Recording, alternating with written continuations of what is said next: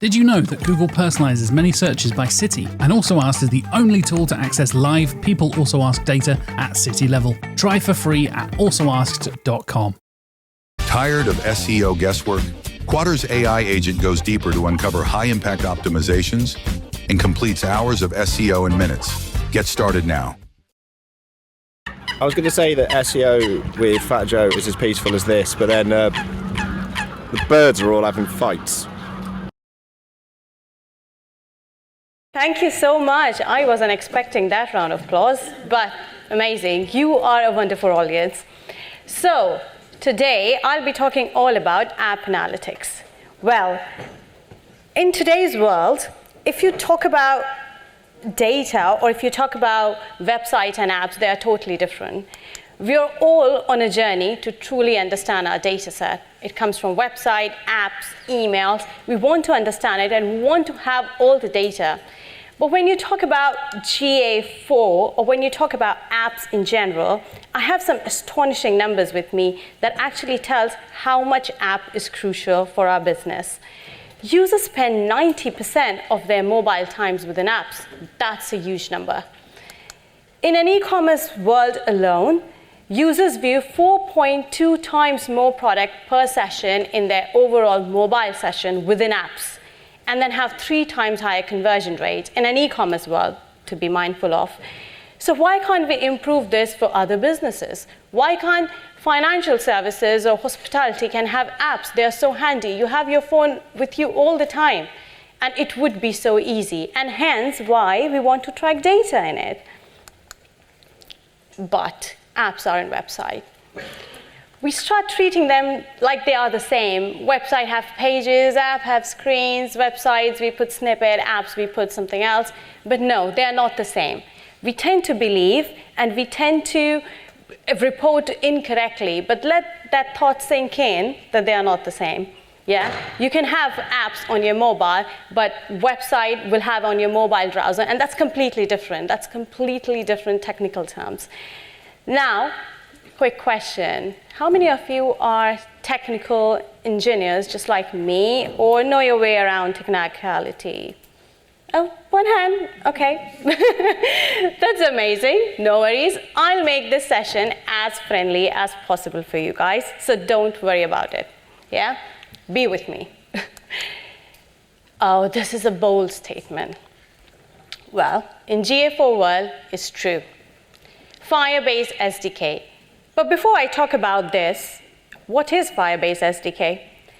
Firebase SDK is basically a mobile data collection layer within your mobile apps. So you take the data and then feed into GA4. This is a medium for it. Think of it as a party planner. What does your party planner do? It knows your guests. It sends them invitation. They get invited. And all you have to do is sit and enjoy the party. That's what Firebase SDK does. It does everything for you. It collects your data set and sends it into GA4. But without it, you wouldn't have any app analytics on your app in a GA4 world. I'm going to talk about 3 methods how you could have app analytics. Number 1 is using tag management systems. Now, there are various tag management like GTM, Telium, Insighten. I'm going to talk about Telium here, but I'll not be very technical. Think of Telium as your second party planner. So it would help the first party planner, which is your Firebase SDK, to act as a middle layer and transfer the data around to Firebase SDK and then finally to Google Analytics. So then the entire control lies with me or as an analytics implementation engineer, and the load is not on the app developer. So you don't have to do anything with the app development team. All you have to do is send events on your own to Firebase SDK and then finally to GA4. Now, right at the bottom, you see a thing called Customer Data Platform. And this is a plus or a bonus point I'm trying to explain is Customer Data Platform is a whole centralized and clean version of your data set of all your customers. So it knows where your customer is from, who they are, instead of disconnected data points. So CDP is actually, think of it as a memory vault of your customer. It remembers your customer. And that's why this is so important in today's world, because you want to combine your website, app, and email data all into one platform, which is your CDP.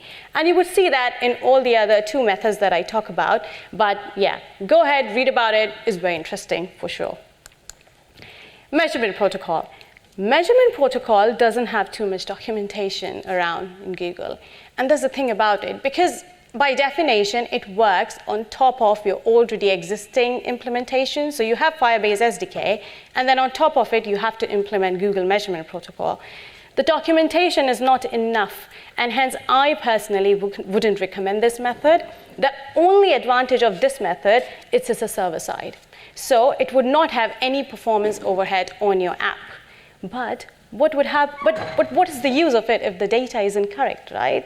So I wouldn't trust it, and hence I wouldn't suggest to use just Google Measurement Protocol for your apps. Firebase SDK. This is a direct integration, and it involves your developers. It involves your app developers, so you have a lot of dependency on your app developers, which is not a bad thing, because then you as an analytics engineer are responsible for all the debugging, you're responsible for all the tech specs or technical documentation. You tell them what data they need to capture, so you're free from that technical implementation on your app. I'm sure I'm not boring you, right? Oh, it's getting very serious. Oh, no, it will not. I'll make sure it isn't. And then Firebase SDK has got all these enormous features without using any other SDK on your app. So there are crash analytics, which actually track crashes on your website. All you have to do is enable it. So for example, if you open a camera and your app crashes, it would track it without having any additional SDK. You could have A/B testing for your app, check different UIs, which suits better for your customers. Cloud messaging, you could do push notification through your Firebase and then track them using events. Pretty cool, right? And then BigQuery. Oh my God, we have talked about BigQuery a lot.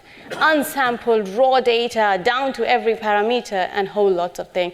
So I'm pretty sure you're very well versed with BigQuery export. Configuration. Before going into configuration, I'll give a quick recap of what a GA4 hierarchy looks like. So you have an account, you have a property, and within that property, you got streams. You got website stream and data streams. And all my talk today will focus on getting your website and app data into one single property, right? So all my limitations that I'm going to talk, everything that Google doesn't tell you in their documentation will be around one single property in GA4, which includes both your website data streams and app data streams. Okay, so talking about Firebase, you need to create a project in Firebase. All these yellow boxes that you see is something that I'm not supposed to show you, so it's all blanked out. But you need to create just one property, and then within that property, you configure your apps, iOS and Android. And then go into GA4, go to product linking, link your Firebase project that you just created, and it would automatically create 2 data streams for you. Now the catch here is, there are multiple actually, and hence I have created a cheat sheet for you guys.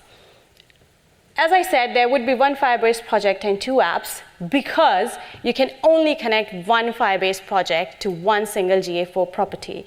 And that's a huge limitation because what if, and that happened with us. We developed the Firebase project and we created a different project for iOS and Android because they work differently in some fashion. And then we ended up having to combine them together because a single property can't have 2 projects. And it's nowhere written in the documentation. You would only find out when you do it. So it's pretty annoying. 2 data streams would be created automatically. That's a plus point that Google gave us. Different Firebase ID because there would be 2 data streams. And this would actually would be a disadvantage if you do Google Measurement Protocol. But again, I wouldn't recommend using it, so not that much of an issue. But it doesn't hurt to have it in a cheat sheet, so I put it there. And then admin level permissions. You have to have both Firebase and GA4 admin level permission in order to do the connection. Technical specification. Oh, don't be scared. I wouldn't talk technical. So consent, cookies, and data. We just were talking about consent by Anna, and we all know that. But what if you don't have consent? Like, there is consent on your cookie wall, of course. User give consent to you to collect their data set. And there is a thing called Google consent mode. Now, it's for Google to get their data, to get the customer's data into Google platform.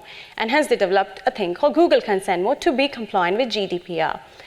Now, in the Google documentation or anywhere, they wouldn't say that if you do not have Google consent mode on your app, what would happen? Your first assumption would be no data would go to Google, as simple as that. But no, they would collect all your data set, and they would only not use it for personalization. So that is a very weird statement and a dodgy statement, because they would still collect your data set even if you missed Google consent mode. They wouldn't tell you, don't worry about GDPR and blah, blah. They would still connect your data set. And hence, in order to avoid that and make your data, users' data to be used unintentionally here and there, just have Google consent mode implemented properly on your app. Else, without consent, they're still connecting it. So why not have consent and let them connect it, right? Oops. And how about integrating this Google consent mode with other features of Firebase, like crash analytics or A/B testing? Well, it depends on your business need. Google doesn't say to that, or doesn't recommend Google consent mode to be integrated with this feature. Hence, there is no need to worry about it. It's all on your business needs, and most of the business doesn't configure Google consent mode with other analytics or features. As I talked in the very first few slides, that web is not same as app or vice versa. And hence, screen views will never be same as page views. In most of the web tracking, you just put the snippet in and your page views would get tracked automatically in most scenarios. However, in apps, that's not the case. You have to track them manually. And in some of the cases, it could be tracked as automatic, but that's a very few cases. All the custom navigation framework for apps would have to have manual screen view tracking. So just remember, if you have a Firebase SDK, doesn't mean your app would track screen views automatically. It would, however, track automatic events, which is whether your app was the first one which was open, or session start, which is the same as website. So that's all okay with SDK, but you wouldn't be able to track any of the other things. Recommended events are the ones that Google defined, that this is the one that you need to use, you can't change it. And then there are custom events, which you define by yourself, like hero carousal clicks and stuff like that. Debugging. This is a crucial part because we struggled a lot with debugging, and no proxy tools can help you. Unlike app with, let's say, Adobe Analytics. With Adobe Analytics, you can actually debug using Charles Proxy or Proxyman for Android, and it's pretty easy. You just get the network request and you're good to go, just like website. But with Firebase, it's not that easy because it does not work on HTTPS requests like a website. Website, when you click on the URL, there is an HTTPS or HTTPS request that sends. But Firebase works on a totally different binary protocol method and stuff. And so you can't decrypt it through any proxy tools. So this is a screenshot where I shared this is an encrypted data. Again, it's blacked out, but that is a whole like alphanumeric thing, and it cannot be decrypted.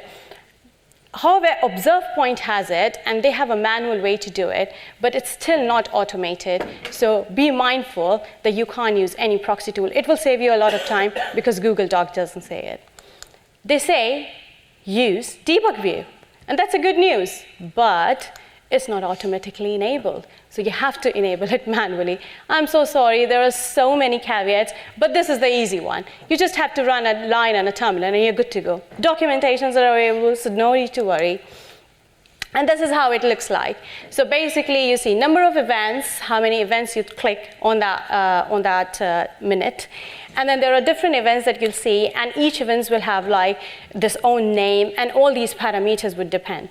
Now, it has a certain time lag, which is like around 20 seconds or so, but it's pretty useful in terms of debugging your beacons, debugging your calls if you're not using any proxy tools, right? So I find it useful, and it has been POC'd by our team, and it works pretty well. So you can trust this, fortunately. But what about Google consent mode validations? You can't do it with proxy, or you can't do it in debug view. Google says that it's all encrypted, so we can't show you the Google consent mode parameters. And to the rescue is BigQuery. Send your test data into your lower environments or production, wherever, and you test that data in your BigQuery to validate if that data was captured, if that user parameters were captured or not. There's no other way to test Google consent mode, so be very mindful of that. Reporting, I think Anna and Nicole has covered a lot of reporting. It remains the same. You send into GA4 UI and you use Explore reports, and then in cloud using BigQuery, which again gives you raw data, and then you can connect to different other sources and then look in the visualization tool. So it's quite easy in that sense. And then two very interesting topics that I'm going to cover, which is said that if you do not have it, your app implementation or app analytics remains incomplete. And it's quite true in some sense. Let's talk about app-to-web tracking. So now you see a strike-through in stitching is because, now I'm talking all about Google documentation because this is quite a new concept. And Google documentation doesn't say that it is tracking, because stitching means you're stitching the app and your web view data together using an ID or some kind of identifier. But that doesn't happen. What it does is, it takes the web data. So when you're in an app, you click on a button, you land on a web view. It takes all the data from the web view, convert them in like an app event, and send it back to the app. So what it does, it transfers the web data, thinking it's an app data, back to the app. So it technically doesn't do stitching. It just transfers the data using the same ID, right? So that concept you'll get to know when you read their documentation, because the documentation headlines stitching, but it's not technically stitching. So and hence, in our internal project and everything, we changed it and say tracking. It's not stitching, to be honest. And then push notification. Oh, there are lots of use cases around push notification that you can send through Firebase. And if you're sending through Firebase, just use the Firebase events, which comes handy, or you use UTM parameters. UTM parameters are quite handy in website as well, and it works on the same concept in apps. So you click on a link, and then you land on on an app, and then on the URL or whatever the app terminology is, it would have their own UTM parameters, and you can create channel groupings out of it. Now be very mindful that you want to make your web and app consistent. So you have to think about how you want to group different channels in your GA4. You want to have paid channels and have app and web data in the same channel. And definitely you can break it down further in your reports. So that's always an option available. Okay, finally, we're to the end of it. So GA4 App Analytics is not just about setting it and forgetting it. You set it, you tweak it, you monitor it, and then you repeat the entire process again. Because app behavior involves, you just can't stop at one point. And it's similar to website. So you have to do and take your reporting analytics or your reporting implementation be evolving as well. So that's it from my side. If you like it, follow me on LinkedIn, and thank you so much for listening.